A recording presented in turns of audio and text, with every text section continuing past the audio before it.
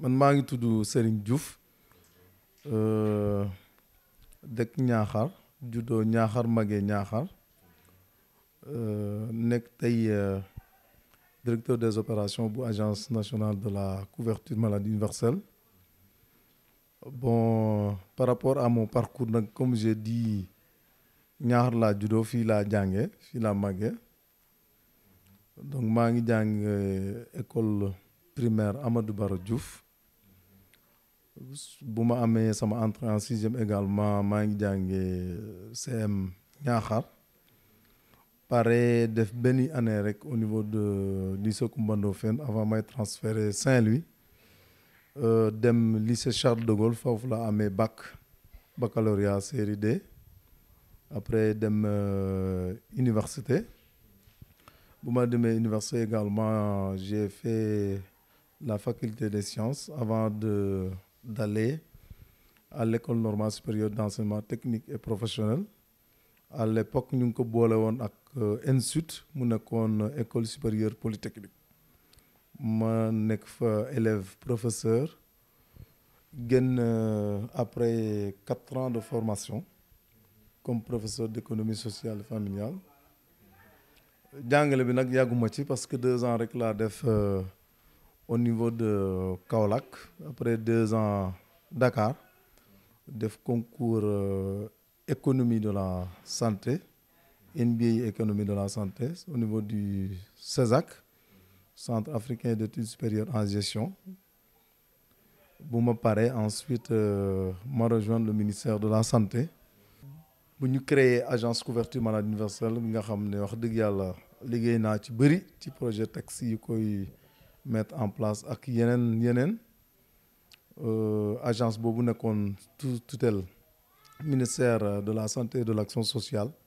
bi en 2019 maintenant ñu yóbbu ko ministère du développement communautaire de l'équité sociale et territoriale.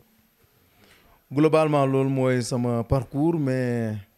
concernant le parcours académique aussi def naa yeneen formation parce que j'ai eu à bénéficier d'une bourse de l'Union européenne bi ma permettre également ma def yeneen formation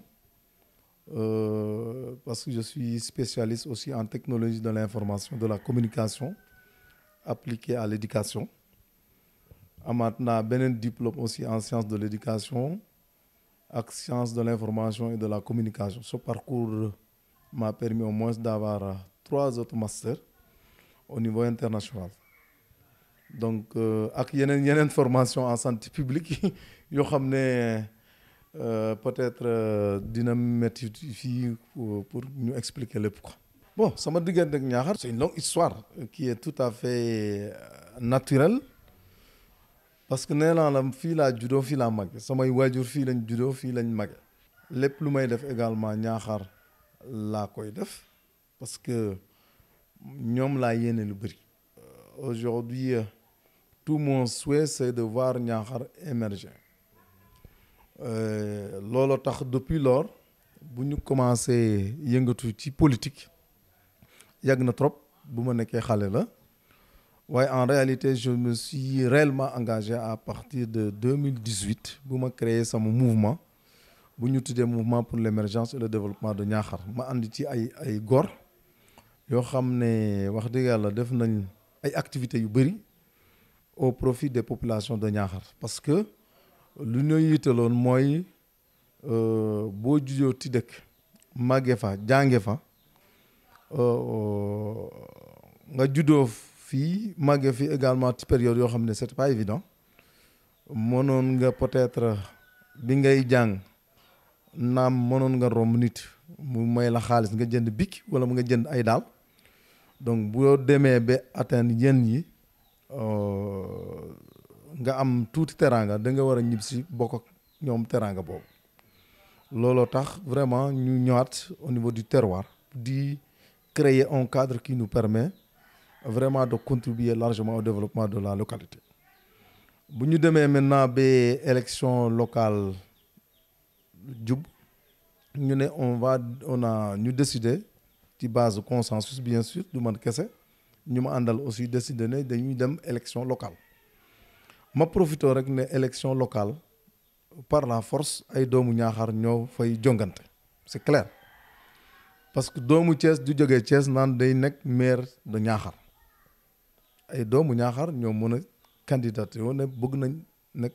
candidat Niakhar donc looloo waral adversité bi c'est tout à fait normal ay doomu Niakhar ñoo war a nekk ay adversaires mais pas des ennemis c'est important de le préciser parce que ñun ñëpp ay mbokk lañ.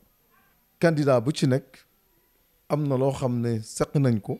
muy teraanga te laata loolu également ay mbokk lañ ñun ñëpp donc c'est important aussi de préciser cela. non lu ma posé ma porté wu candidat Niakhar c'est tout à fait légitime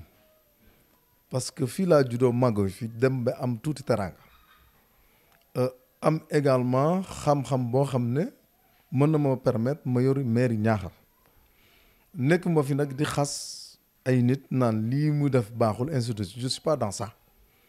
man lu ma leer ba leer mooy ak lu ma gëm su ma nekkee maire Niakhar mën naa ko jëlee point A bu mu nekk yóbbu ko point B boo xam ne dina développer loolu laa gëm à travers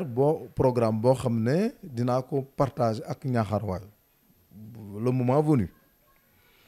parce que ma candidature pour être maire de Niakhar est tout à fait légitime fii laa juddoo fii laa màgge fii laa jànge fii laa defee sama mouvement associatif et tout donc xam naa fi léegi nag ñi nga xam ne ñoo ànd ak man bu ñu demee ba tànn ma ne yow yaa nekk suñu candidat et je considère que cette candidature est légitime man nangul leen ko di ci xeex guddeeg bëccëg pour nekk maire de Niakhar te gëm naa ne dinaa ko nekk. non sama rêve ci Niakhar peut-être je vais pas décliner tout le programme mais sama yéene Niakhar d'abord mu jëm kanam la. comme yéen ñëpp j'imagine que tous les candidats également candidature yi ñëpp ku ciy laaj mairie bi aussi da nga bëgg mu jëm kanam waaye nag peut-être mën na am bokkuñu vision ak bokkuñu stratégie pour Niakhar jëm kanam mais man sama yéene mooy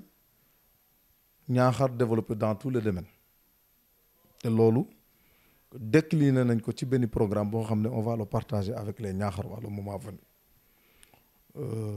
muy lan muy ci njàng bi mu gën a développé agriculture wax noppi xam nañ ne tey peut-être on commence à perdre nos terres c'est tout à fait normal parce que dëkk bi mooy mag mais il va falloir que tey ñu réfléchir sur un autre mécanisme qui sera adapté à la situation actuelle maanaam xalaat yoo xam ne dina méngoo ak jamono bi tey par rapport ak suuf si nga xam ne ñu ngi koy commencer par ça c'est un élément boo xoolee également am na secteur yoo xam ne wala village yoo xam ne on peut développer aussi beaucoup de choses là-bas mais c'est pas encore exploité loolu également dinañ ci dugg boo xoolee yeneen côté santé mën nañ ko gën a améliorer et lu ma bëgg a wax foofu mooy remercier son excellence le président de la République par rapport à vraiment disposition yu jël pour la mise en œuvre de la politique nationale de développement sanitaire bi nga xam ne permettre na pratiquement gox-goxaan yëpp am soit un centre de santé soit un poste de santé wala case de santé waaye am na yoo xam ne nag mairie moo koy méttali ça c'est la politique de l'État central mais ñun am nañ yéene tey bu ñu jëlee mairie bi carte boobu sanitaire boobu ñu gën ko renforcer au niveau local mais également gën a waxtaan ak nit ñi pour ñu gën a xam solel wér-gu-yaram ça également bokk na ci yéene bi nga xam ne am nañ ko Niakhar loolu également ça sera développé dans notre programme ak yeneen maanaam ci gàttal man lu ma leer daal mooy am naa xalaat pour jëmale Niakhar ci kanam conformément à notre vision émergence et développement suñu mouvement et ci loolu également décliné nañ ko sous forme de programme de campagne maintenant programme boobu aussi du yem ci programme de campagne kese ça sera décliné bu ñu nekkee maire incha allah également moom la ñuy décliner pour développer dans les 5 ans à venir mais Niakhar 24 maa ngi leen di remercier surtout pour initiative bi ngeen jël permettre aussi candidats yi ku ci nekk wax parcours am ñu xam ko ku ci nekk également décliner yéene bu mu am Niakhar et vraiment maa ngi ci kontaan parce que c'est une initiative bu baax donc maa ngi leen di féliciter di leen ñaanal yàlla vraiment objectif bi ngeen am ci seen projet boobu yokku ensuite dépasser sax li ngeen ci xaar. beneen bi ci topp mooy incha allah bu ñu nekkee maire évidemment partenariat bi dañ ko gën a renforcer te dinañ gën a peut-être développer même le volet culturel mais également le volet médiatique de la commune ça c'est clair mais en tout cas daal maa ngi rafetlu seen liggéey bu mucc ayib la ñu ngi leen di encourager di leen féliciter ci côté boobu lu ma bëggoon wax rek aussi par rapport à un appel mooy élection ñu jëm te man loolu laa gëm sax parce que ñun ñëpp ay mbokk lañ mun ñu dem ci courtoisie ak élégance maanaam ñu dem ci tey mu bañ ci am ay violence parce que xeju fi nee naa la ñun juróom benn candidat lañu waaye ku ci nekk ci ñun am na loo bokk ak keneen et que de ce point de vue là ñu nekk suñ ginnaaw également war nañ peut-être def prêter attention par rapport à cela ñun ñu nekk ay leader nag ñoo war a jël ay responsabilités waxtaan ak suñu militant man moom amuma xaar ma yàlla ci côté boobu mon premier discours c'est de dire que bugguma coow parce que ay ñun ñëpp ay mbokk lañ et il faut faire très attention parce que en réalité politique day dox waaye mbokk du changer mosoo dégg fen ñu ne kii sama mbokk la woon amul fen mbokk lay doon par contre mos nga dégg nit wax ne diw laa àndaloon ci politique waaye àndatuñu donc c'est important mooy lancer message boobu militant yi tey mën nga ànd ak Serigne Diouf pour cette élection locale de 2022 mais bu passé doo xam ëllëg waaye nag mbokk bi nga bokk ak Serigne Diouf moom kenn mënatu ko changer